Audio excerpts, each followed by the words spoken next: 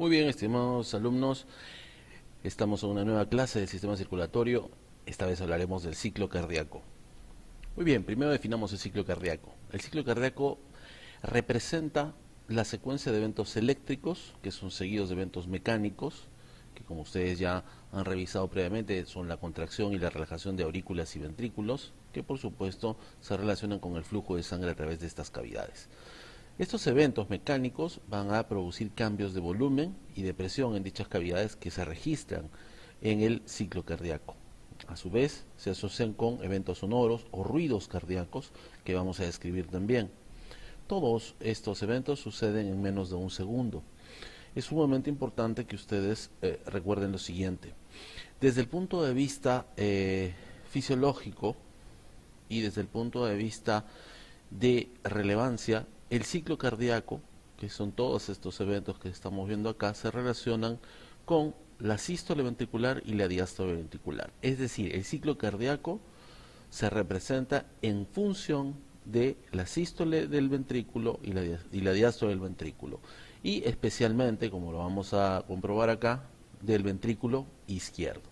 ¿Correcto? Entonces son dos fases, dos grandes fases del ciclo cardíaco, sístole y diástole ventricular. Y a su vez estas fases se subdividen en 7 fases. Las fases que corresponden a la sístole ventricular son las siguientes: la contracción ventricular de tipo isovolumétrica, la eyección rápida y la eyección reducida, y la diástole ventricular, que empieza con la relajación isovolumétrica, luego un llenado ventricular rápido, llenado ventricular reducido y finalmente la sístole auricular. Es importante que recordemos lo siguiente: en algunos textos te dicen que la sístole auricular es una fase por separado, pero si trabajamos en función de la sístole y la diástole del ventrículo izquierdo, la sístole auricular, por supuesto, es un evento que sucede al final de la diástole. Muy bien, vamos a continuar. Para poder explicar en detalle cada una de las subfases de estas dos grandes fases que son la sístole y la diástole, vamos a utilizar este excelente gráfico que tienen ustedes en su PDF. El vínculo está ahí, también lo ven acá, es de la Universidad de Utah, y vamos a poder observar estas variaciones de las que acabamos de describir. Muy bien, primero describamos lo que tenemos acá. En este cuadro o plano tenemos curvas de presión y de volumen. De hecho, tenemos solamente 3 curvas de presión y una curva de volumen. Reconozcamos las unidades. En el eje vertical tenemos unidades de presión en milímetros de mercurio. ¿De acuerdo? En el eje horizontal, por supuesto, es el tiempo. Y en este eje vertical del extremo derecho de la pantalla vamos a tener unidades de volumen. ¿Correcto? Las unidades de presión son aplicables para las curvas de presión y estas de volumen para la curva de volumen. Muy bien, empecemos por las curvas de presión. Las curvas de presión son las siguientes. Tenemos en verde la curva de presión aórtica. Muy bien. En rojo la curva de presión ventricular izquierda. Se dan cuenta claramente por el nivel de presión que alcanza. En amarillo tenemos la curva de la presión auricular, que cuando se relaciona con la aurícula derecha se llama también pulso venoso yugular, con sus ondas correspondientes A, C y V. Y tenemos a la única onda de volumen, que es la onda de volumen del ventrículo izquierdo. ¿Correcto? Muy bien. Entonces acá tenemos curvas de volumen y de presión. Por supuesto, debemos tener a la representación eléctrica o de la actividad eléctrica del corazón, el electrocardiograma, con sus ondas, complejos e intervalos correspondientes. Y finalmente los sonidos asociados a los cambios mecánicos que vamos a referir.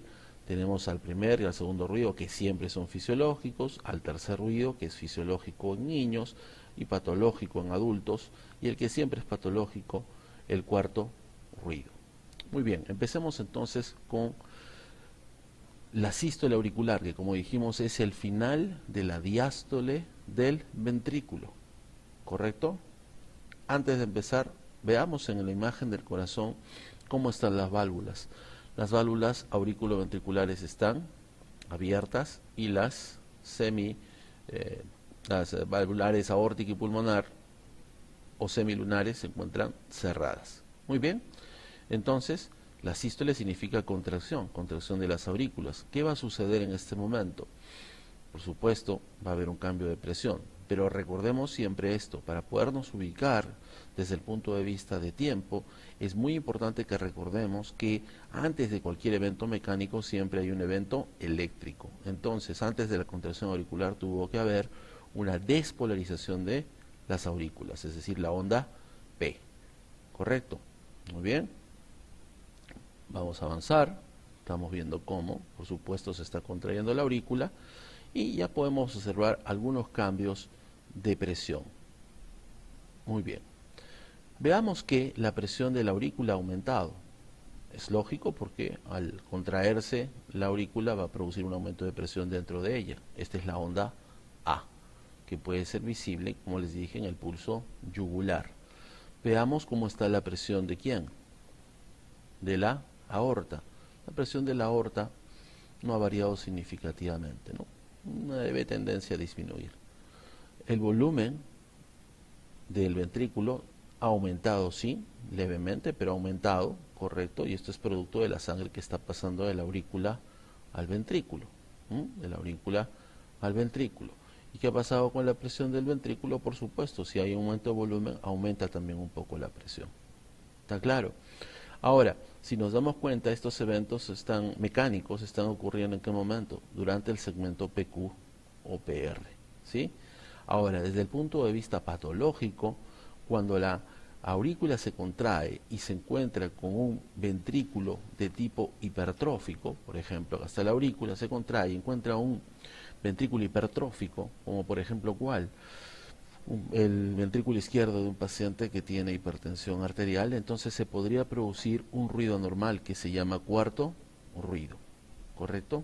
Cuarto ruido. Muy bien, continuemos. Nos damos cuenta también de lo siguiente, vamos a la parte eléctrica.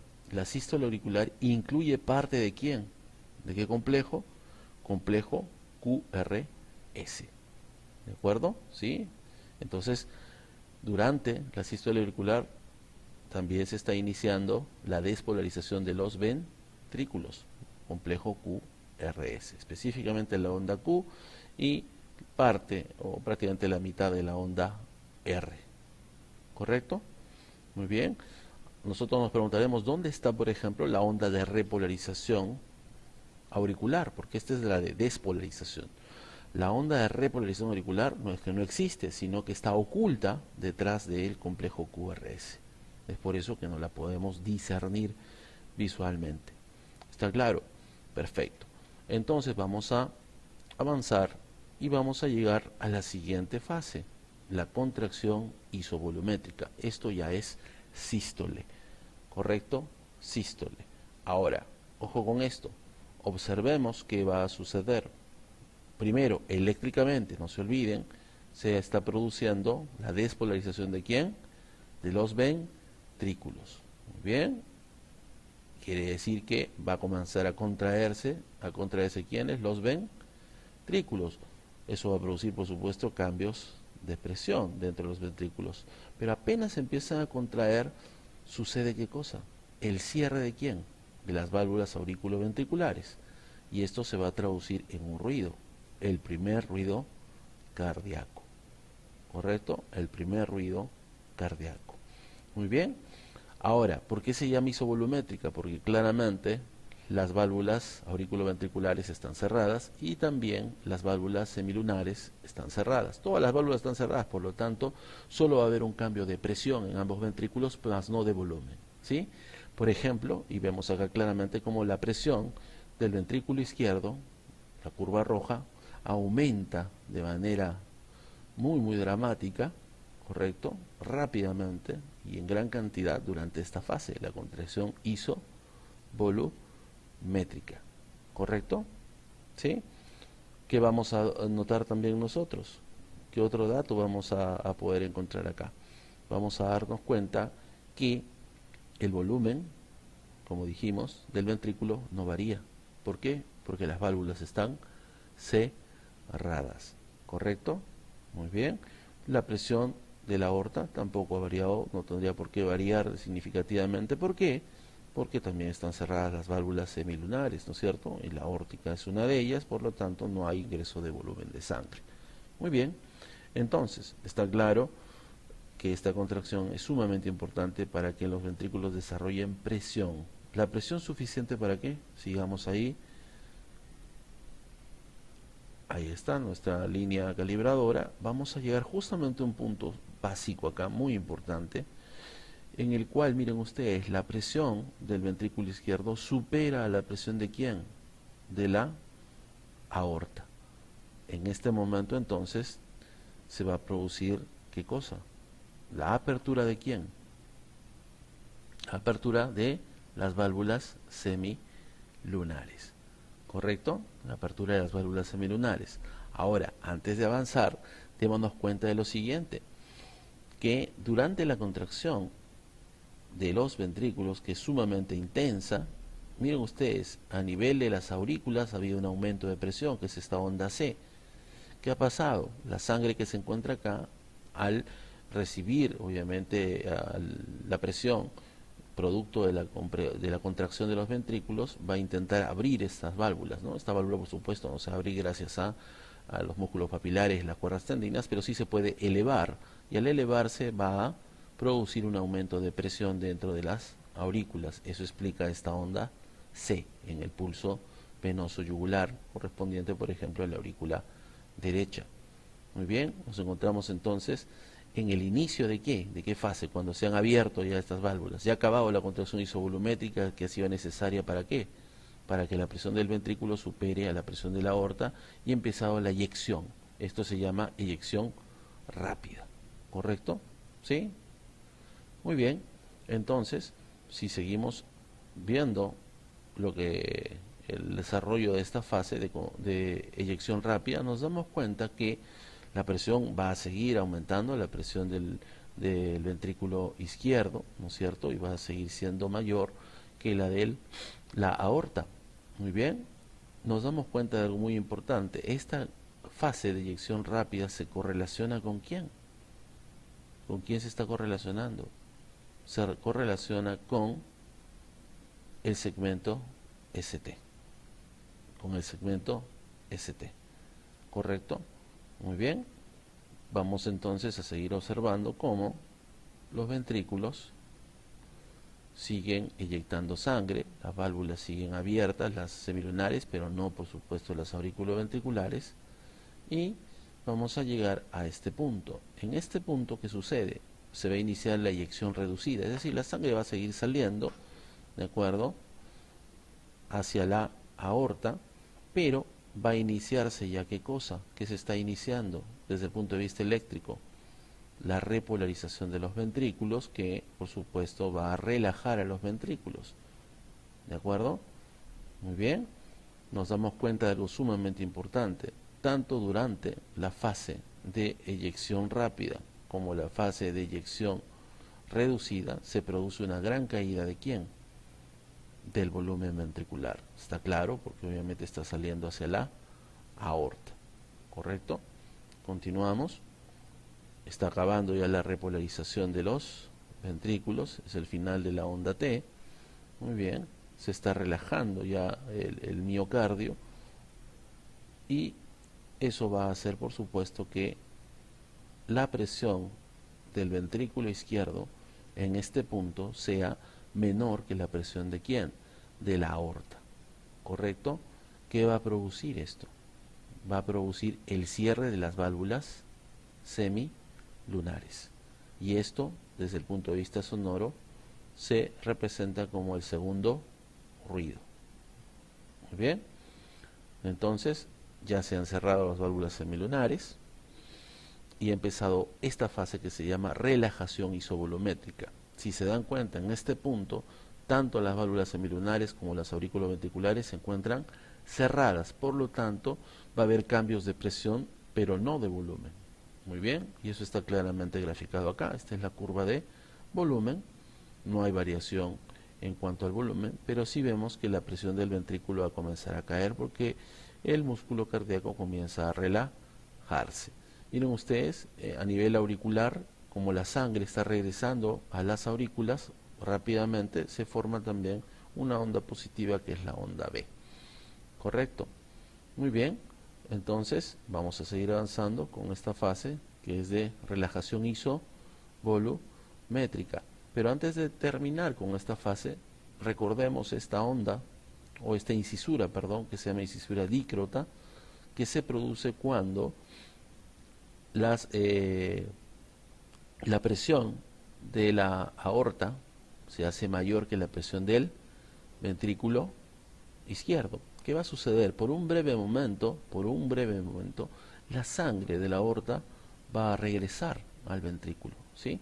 Entonces, ¿qué va a suceder? Va a haber una caída brusca de la presión de la aorta y se va a producir el cierre de las válvulas auriculoventriculares, semilunares, estamos hablando de la semilunar aórtica en este punto, y eso va a producir, por supuesto, una elevación también brusca de la presión, ¿sí? Esto, por supuesto, junto con la retracción elástica de la aorta. Entonces, esos elementos van a dar origen a esta incisura dícrota, que está relacionada principalmente con ¿qué? Con el cierre de la válvula aórtica. Muy bien, esta morfología también la vamos a ver en las ondas de pulso. Mientras más cerca esté, obviamente, ese pulso del corazón, entonces más parecida será. ¿Correcto? Muy bien, entonces vamos a continuar y estamos terminando ya la fase de relajación isovolumétrica. ¿Correcto?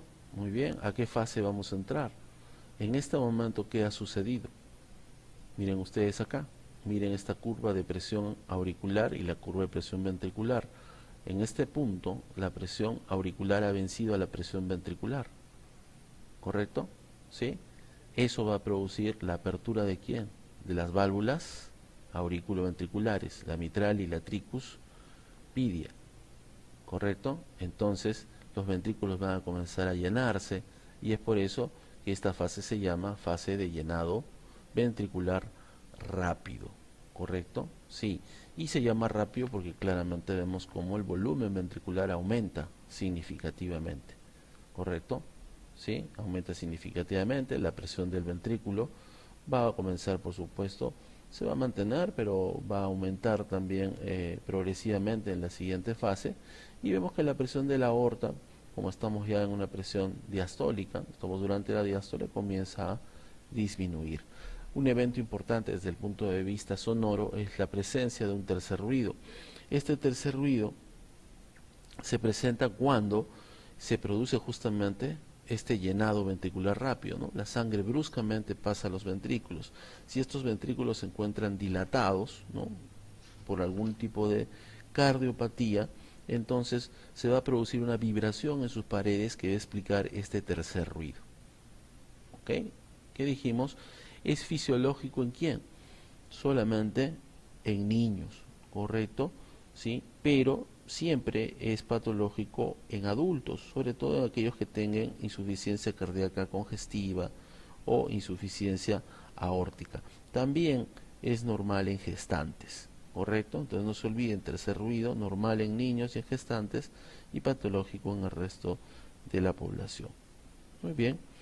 De todas maneras, hay que recordar que este llenado ventricular rápido, como se darán cuenta, es el más importante desde el punto de vista de volumen, ¿no? Significa más o menos el 70% del llenado total del ventrículo. Muy bien, desde el punto de vista eléctrico, por supuesto, ya estamos luego del final de la onda T y vamos a empezar al final de esta fase de llenado ventricular rápido, otra fase que es la penúltima fase de quién, de la diástole, que se llama diastasis. ¿Correcto? Como nos daremos cuenta, es la fase más larga de todo el ciclo. ¿De acuerdo? ¿Sí? En este momento, el volumen del ventrículo, lo tenemos acá, el volumen del ventrículo es máximo, ¿no es cierto?